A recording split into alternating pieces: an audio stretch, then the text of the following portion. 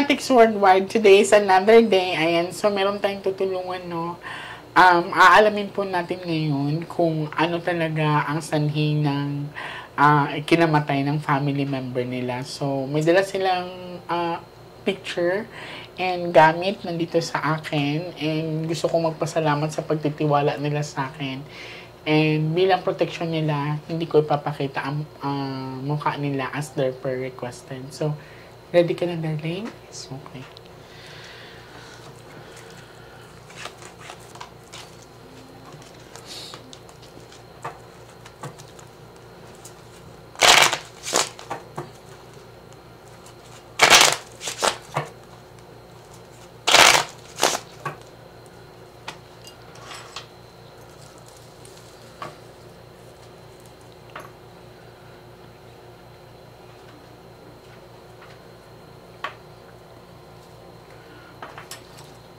Ready ka na? Yes. Okay.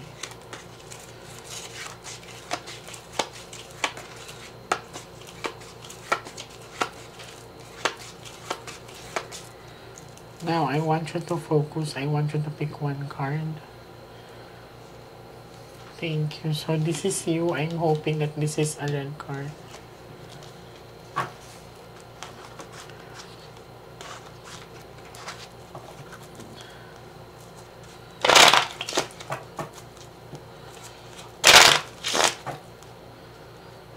Cut the cards into 3.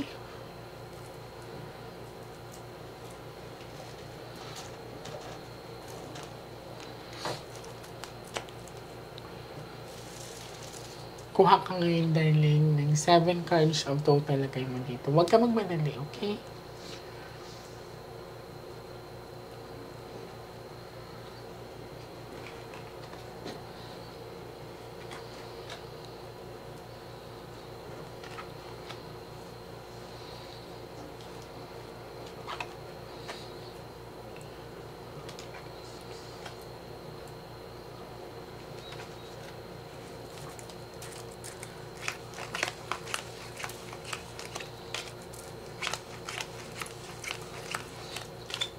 So, this is you. I'm hoping that this is a red card.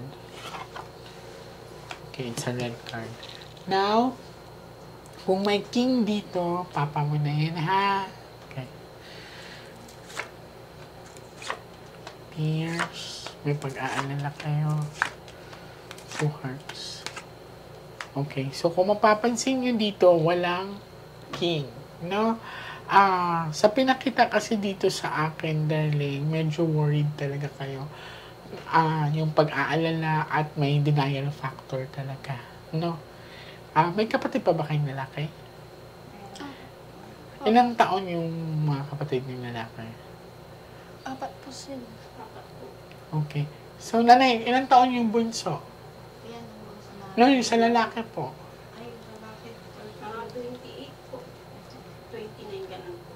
Sa lalaki. Okay. Kasi dito sa pinapakita, this is a good news naman, no? Kasi pula naman to.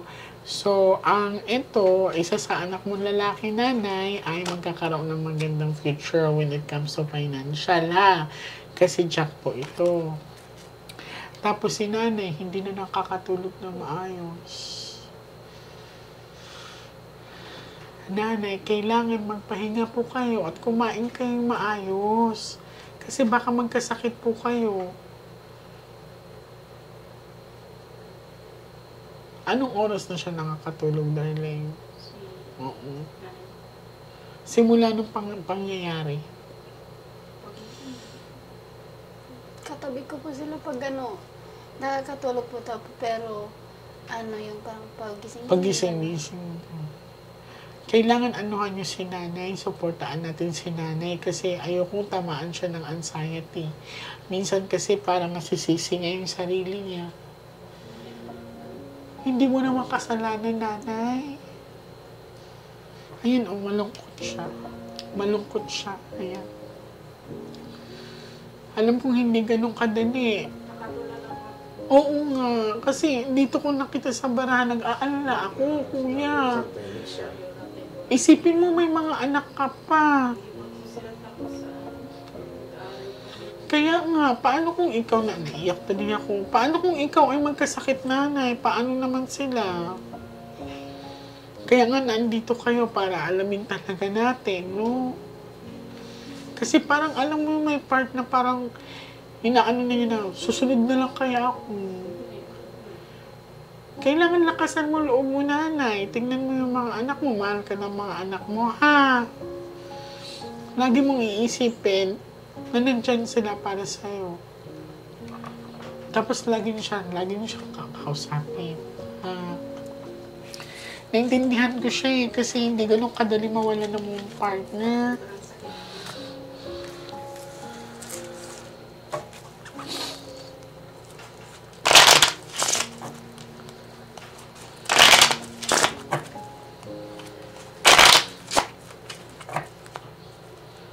Cut the cards into 3.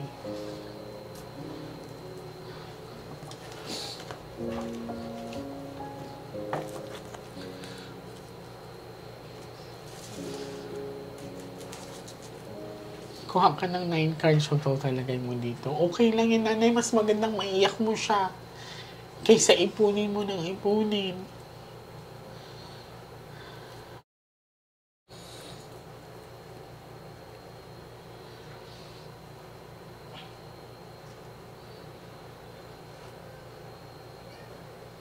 Alam niyo yung bad luck card, yung Ace of Spade, yung itim na ganon. Flower.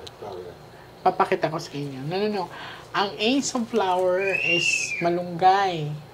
Yung Ace of Spade, yung ganon, yung itim. Yung pamaypay. Itong, pag yun lumabas, hindi tahimik si daddy at hindi ka rin pwede makatawid. Ha?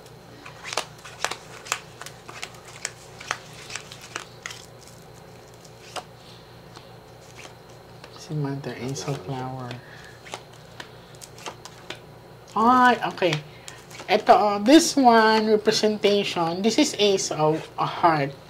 At peace siya. So, ito, kanina nakadikit ang King? Sa Ace of Heart. Alam niyo, ang pinakita niya sa akin, it's purely, walang gumawa sa kanya. Ang pinaramdam niya sa akin is paninikip ng dibdib niya, parang bumagsak siya. So, makikita niyo naman. Katabi siya. So, sa pinakita sa akin ng mga baraha is that malinaw ay ito ay natural death na nangyari kay tatay. Walang, masakit lang yung dito ko na side, dito.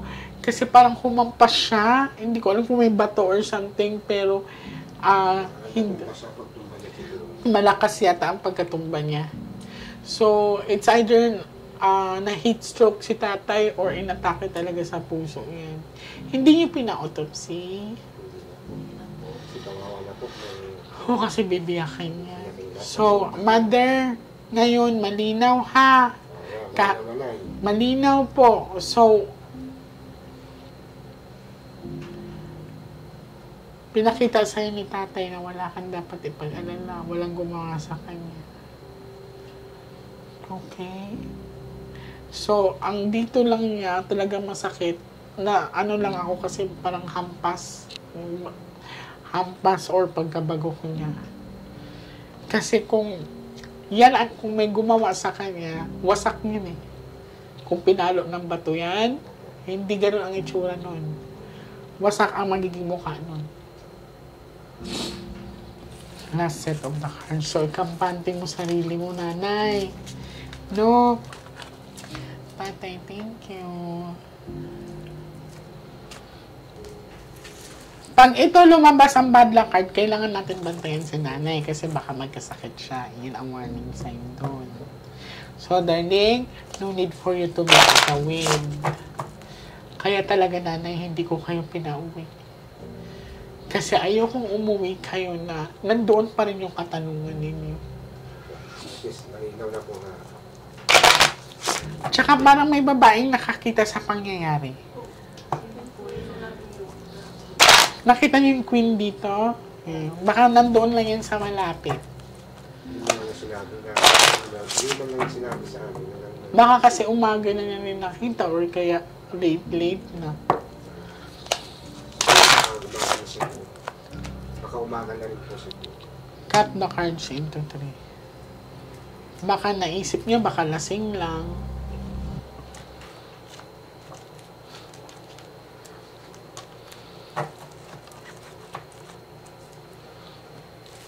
Kuha ka darling ng last 12 cards of total lagay mo dito. At least mapanatag yung kalooban mo, nanay. Kasi wala naman akong nakitang may nakalaban si tatay eh. Kung mapapansin mo, malinis ang barahan niya. Walang ibang taong... Mabait po talaga siya. Wala naman po talaga siya. Wala. Kasi kung meron siyang nakaaway, kung meron siyang bisyo, pinakita na yan dyan. Dito malinaw eh, nakadikit pa siya sa Ace of Heart. Ang Ace of Heart is happiness and love life yun. At peace.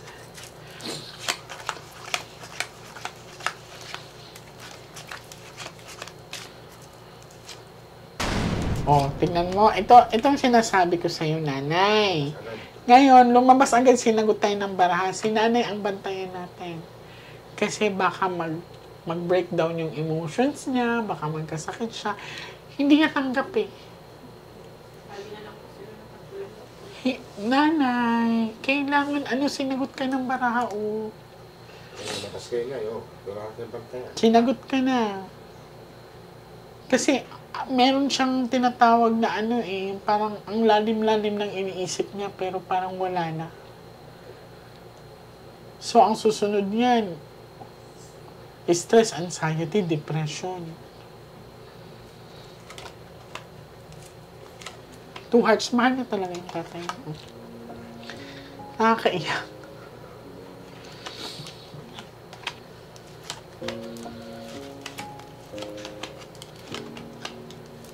Naiintindihan ko yung kalungkutan ni nanay. Ayan, oh. Diba? Kanino nakadikit ang queen? Ay, ang bad luck sa babae. Diba? Kasabi ko lang, kung king ang dito, tatay nyo yan. So, asking for justice. So, malinaw, nanay. Ipanatag mo yung kalooban nyo. May reason ang lahat. Ang isipin mo, meron ka pang dapat gawin dito sa mundo. Lakasan mo yung loob mo. May mga anak ka pa, kailangan kanila, hindi ka pwedeng bumigay, ha?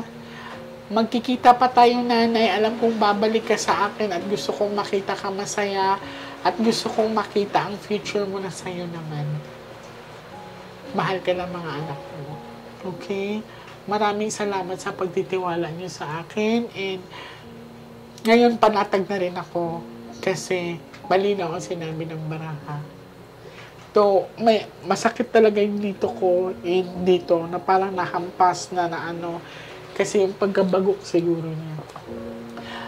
May history ba si tatay na parang high blood siya or paninikip yung dibdib niya, nanay? Hindi niyo siya napacheck up? Tapos anong sabi lang sa kanya? Minsan naman, mataas yung dugo niya. Hindi ba mainit nung araw na yun nung pumunta siya sa bukid? Sa bukid? Medyo umulan pa Medyo po. umulan pa Pero lang po. hapon ang ulan. Tapos, Hindi na nakaulit talaga. nakakain ba siya na maayos nung araw na yun? Hindi po okay lang. Ano nga? Baka inatake. Well, anyways, Sa sobrang pagod na rin. magpasalamat na lang tayo, nanay. Ako ang nag-aalala sa'yo kasi si nanay naman ay baka tamaan ng, mo yun, baka mahirap kalaban ang anxiety, ang depression, nanay. Mahirap yun. Kaya, simula ngayon sa pagka-uwi mo, hindi ko sinasabing kalimutan mo si tatay, hindi ganon. Kailangan mong tibayan ang loob mo, unti-unti mong tanggapin kasi nga, kailangan ka pa ng mga anak mo. Okay? Maraming salamat po sa inyo. Thank you po.